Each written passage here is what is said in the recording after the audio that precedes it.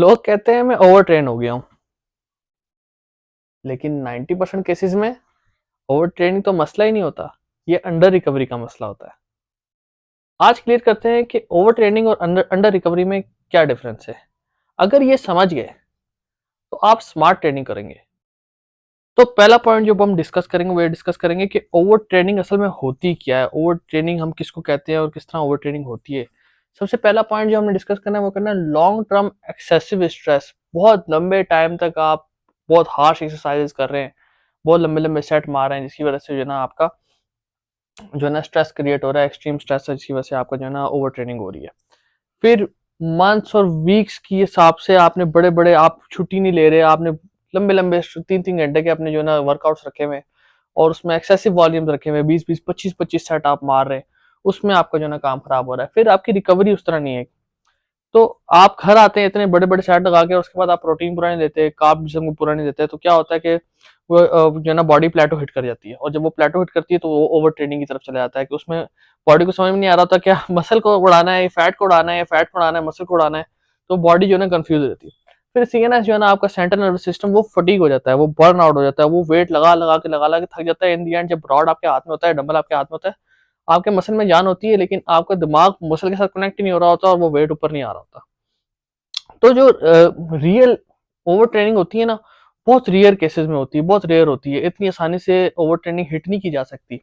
और स्पेशली हमारे जिमों के अंदर जो लड़के गेम लगाते हैं वो तो कभी भी ओवर ट्रेनिंग को हिट ही नहीं कर सकते। ओवर ट्रेनिंग करना बहुत रेयर होता है। जो एक्सट्रीम एथलीट फिजिक्स होते हैं ना, जो ओलंपिक लेवल के फिजिक्स होते वो होते हैं, फिजिक्स होती हैं, एथलीट्स होते हैं, उनमें देखा गया है कि वो उनको ओवर ट्रेनिंग कराई गई है। या एक्सट्रीम प्रेप केस है, आपने किसी कोई आपका उस्ताद है जो आपको गेम लगवा रहा है और उसने आपको डेफिनेट में भी रखा हुआ है और वेट पे वेट लगवाया जा रहा है, तो वहां पे हमने देखा कि यार वो वाकई कि ओवर ट्रेनिंग हो गई लड़के की और लड़का जो है ना वो प्लेटूट कर गया। अच्छा, तो अब हमने सीख लिया कि ओवर ट्रेनिंग क्या होती है। मैंने आपको बता दिया कि ओवर ट्रेनिंग आम जिमों के अंदर इतनी आसानी से हिट नहीं हो सकती। तो अब बात कर लेते हैं कि अंडर रिकवरी क्या होता है और अंडर रिकवरी किस तरह हो जाती है और बंदे को पता भी नहीं लगता कि अंडर रिकवरी में है वो बंदा। सबसे पहले जो है ना जिस भी बंदे को ऐसा फील हो रहा है कि वो अंडर रिकवरी है, वो ये देख ले कि उसमें ये 4-5 चीजें मौजूद तो नहीं है कहीं। सबसे पहले उसकी नींद पूरी है, क्या वो 7 से 9 घंटे की नींद पूरी ले रहा है या नहीं ले रहा। अगर वो नहीं ले रहा तो उसका मतलब है वो अंडर रिकवरी है। फिर उसके बाद उसकी कैलोरीज, घर आ रहा है कुछ भी उठा के खा रहा है, आप माँ ने दाल बनाई हुई है, घर में चावल बने हुए हैं, वो सिर्फ चावल और दाल पे चल रहा है, या पाकिस्तानी हाई कार्ब डाइट या इंडियन हाई कार्ब डाइट के ऊपर चल रहा है, तो वो प्रोटीन उसमें बिल्कुल होती नहीं, नाम के बराबर भी प्रोटीन नहीं होती। तो एक तो वो, दूसरा ये कि स्ट्रेस, हाई स्ट्रेस गेम लगा रहा है, जिस तरह बड़े बड़े वॉल्यूम लगा रहा है, 20-20 25-25 सेट के गेम्स है, और वो 2-2 3-3 ढाई-ढाई घंटे वो जिम में गेम लगा रहा है, वहां पे भी उसको जो है ना अंडर रिकवरी हो जाएगा वो, क्योंकि इतना वो क्या नाम है बॉडी को स्ट्रेस दे देगा कि वो रिकवरी नहीं हो पाएगी। फिर उसके बाद वो पहले तो वो स्ट्रेंथ ट्रेनिंग करेगा, फिर वो जाके कार्डियो करेगा, और कार्डियो पे वो बाइसेप करेंगे 1 घंटे का, तो बॉडी तो अंडर रिकवरी जाएगी ना। उसके बाद कार्डियो आपने ज्यादा टू मच कार्डियो कर दिया। फिर प्रोटीन डाइट आपकी लो है, प्रोटीन आपका पूरा नहीं है, वहां पे भी काम खराब होता है। आपकी ट्रेनिंग प्रॉब्लम नहीं होती है, रिकवरी प्रॉब्लम होती है। आप ट्रेन 1 घंटे में करते हो, 1 घंटा ट्रेन करते हो जिम में जाके, और 23-24 घंटे में आप रिकवरी करते हो एक दिन की। अच्छा, अब तीसरा पॉइंट जब हम डिस्कस करेंगे वो ये करेंगे कि किस तरह पता लगेगा कि हम अंडर रिकवरी हैं या ओवर ट्रेन हुए हुए हैं, किस तरह हमें पता लगेगा। तो उसके कुछ साइंस हैं, वो साइंस मैं आपको बताता हूँ। सबसे पहले हम डिस्कस कर लेते हैं अंडर रिकवरी साइंस को। अंडर रिकवरी साइंस में सबसे पहले हम देखते हैं कि क्या चीज आती है। माइल्ड स्ट्रेंथ ड्रॉप आता है, हल्का फुल्का जो है ना आपका स्ट्रेंथ ड्रॉप रहेगा, लेकिन इसमें भी आपने एक चीज नोटिस में रखनी है, क्या आपकी कैलोरी डेफिसिट तो नहीं है। अगर आप कैलोरी डेफिसिट में, तो आपकी स्ट्रेंथ जो है ना वो ड्रॉप रहेगी हल्की फुल्की, इससे आपने जो है ना उसको ज्यादा ध्यान नहीं देना। फिर उसके बाद फटीग, आपके जिस्म पे थकावट रहेगी, हल्की फुल्की थकावट जो है ना वो आपको महसूस होती रहेगी, लेकिन वो बाद में रिकवर हो जाएगी, बाद में 2-1 दिन बाद के वो आपको रिकवर हो जाएगी, तो वो अंडर रिकवरी होती है। उसके बाद पुअर पंप नहीं आता, आप गेम लगाते हैं लेकिन आपको मसल फील नहीं हो रहा होता, पूरा पंप नहीं आता, ऐसा लगता है कि इससे मसल अभी पंप मजीद पंप होना था, या मसल के अंदर भी और जान थी लेकिन जान आ नहीं रही, तो उस तरह का कुछ सीन है, तो वो भी आता है। फिर उसके बाद स्लीप इशू, नींद नहीं आ रही रात को, आप सो नहीं पा रहे प्रॉपर, 5-6 घंटे की नींद ले रहे हैं, 7 से 9 घंटे की आपकी नींद नहीं है, 2-2 बजे तक आप मोबाइल इस्तेमाल कर रहे हैं, वहां पे भी काम खराब हो रहा है। और इरिटेटेबिलिटी, चिड़चिड़ापन है आपके अंदर, कोई आपको बात कर रहा है, आप सही तरह बात नहीं कर रहे, और आपको बात करने का दिल नहीं कर रहा, काम करने का दिल नहीं कर रहा, जिम जाने का दिल नहीं कर रहा, तो वो ये चीजें आ जाती हैं इसके अंदर, अंडर रिकवरी साइंस में। और ओवर ट्रेनिंग साइंस जो है ना, वो थोड़े से आपको प्रोफेशनलिज्म के साथ देखने पड़ेंगे। उसकी वजह है कि ये जो साइंस है ये आम बंदों को नहीं होते, ठीक है। उसमें सबसे पहले आता है लॉन्ग टर्म परफॉर्मेंस डिक्लाइन। बहुत स्टार्टिंग में जब आपने जिम गए तो आपने जो वेट लगाया था अभी तक वो दोबारा वेट नहीं आया आपसे, तो वहां पे भी काम खराब है।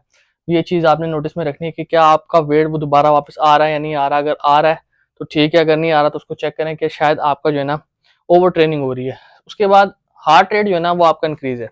जो आपका हार्ट रेट है ना वो आप बैठे हुए और आपका हार्ट जो है ना वो तेज तेज धड़क रहा है, तो इसको भी आपने चेक करना है कि कहीं आपका हार्ट रेट तो तेज नहीं है। उसके बाद आपने परसिस्टेंट फटीग, हर वक्त थके हुए, हर वक्त थकापन, चिड़चिड़ापन जो है ना वो आपके जिस्म में है और जो है ना आपसे काम नहीं हो रहा, जॉइंट में पेन आ रहा है, और ये चीजें अगर आपकी आ रही हैं तो इसका मतलब है कि ये वाकई आपको जो आप जो है ना वो ओवर ट्रेन हो चुके हैं।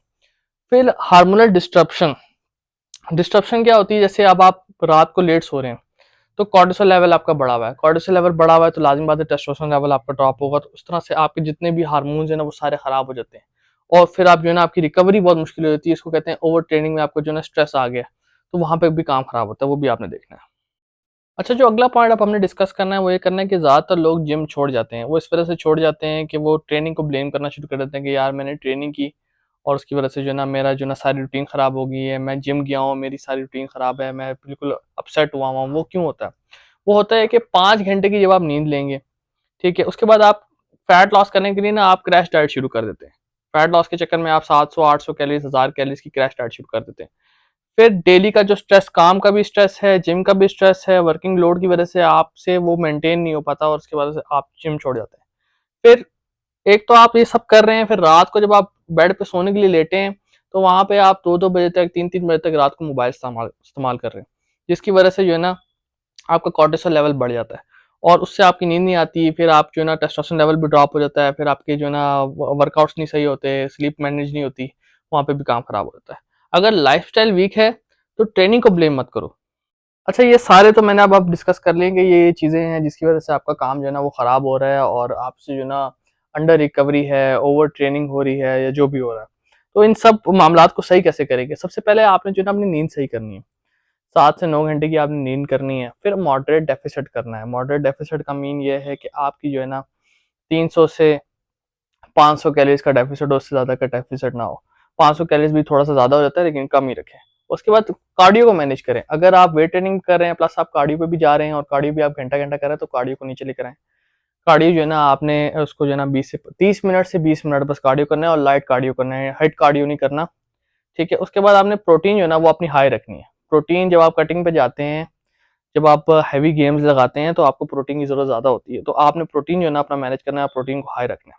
उसके बाद एक डीलोड वीक जो है ना वो आपने एक मैनेज कर लेना है, एक वीक बना लेना है जिसमें डीलोड वीक होगा, जिसमें आपने हल्का वेट लगाना है। हल्का-फुल्का वेट लगाएँगे, वॉल्यूम कम रखेंगे, कम सेट्स लगाएँगे, जिससे आपको जो है ना स्ट्रेंथ वापस गेन होगी, सीएनएस आपका दोबारा जो है ना रिकवर होगा और वीकनेस जो है ना वो दूर होना शुरू हो जाएगी आपकी। तो डीलोड वीक आपने कब रखना है? डीलोड वीक तब रखना है जब आपको जो है ना जॉइंट्स में पेन आनी शुरू हो जाए। अब आप गेम लगाने जा रहे हैं, आपको कोहनी में पेन आ रहा है, कंधे में पेन आ रहा है, तो वहाँ पे आपको ये पता होना चाहिए कि यार मैं बहुत ज़्यादा स्ट्रेस में या ओवर ट्रेन हो गया हूँ, वहाँ पे आपने डीलोड वीक लेना है। फिर उसके बाद आपका जो मसल है उसका पंप नहीं आ रहा बाकायदा, आपको फुल स्ट्रेच महसूस नहीं हो रहा, पंप के अंदर ब्लड फ्लोइंग महसूस नहीं हो रही, वहाँ पे आपने जो है ना एक और वीक डीलोड वीक लेना है। फिर आपने आपको जो स्ट्रेंथ है ना वो फ्लैट हो रही है। सपोज करें आप 40 का नंबर लगा रहे हैं लेकिन आप 35 पे 30 पे आप जो है ना बस ठुस हो जाते हैं, उससे ज़्यादा आपसे वेट लगता नहीं है, तो वहाँ पे भी आपने जो है ना डी लोड वीक लेना है। फिर उसके बाद मेंटली फटीग हो जाता है बंदा। सपोज करें काम का लोड है, घर का लोड है, घर भी मैनेज करना है, फिर उसके बाद जिम भी मैनेज करना है, तो वो मेंटली बंदा जो है ना वो टॉर्चर हो रहा होता है सब में। तो वहाँ पे भी आपको एक रेस्ट वीक, एक डी लोड वीक, एक डाउन वीक आपको लेके चलना पड़ेगा, जिससे जो है ना आप जो है ना रिकवर हो सकेंगे। तो डीलोड वीक जो है ना वो स्मार्ट लिफ्टर्स लेते हैं, ज़्यादातर प्रोफेशनल लिफ्टर्स जो है ना वो डीलोड वीक लेते हैं, ताकि उनके जो मसल है ना वो रिकवर होना शुरू हो और माइंड सीनेस जो है ना उनका रिफ्रेश हो, ताकि वो आगे काम कर सके।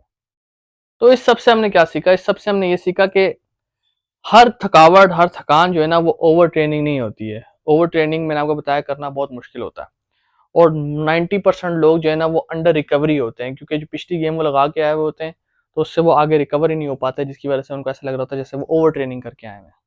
तो नेक्स्ट वीडियो में मैं आपको बताऊंगा कि डीलोड वीक कब और कैसे करते हैं और ये क्यों ज़रूरी होता है। और अगर आपको मेरी वीडियोस पसंद आ रही हैं तो लाइक करें, सब्सक्राइब करें और बेल आइकन ज़रूर दबाएं, ताकि अगली आने वाली वीडियो आपको ज़रूर मिले।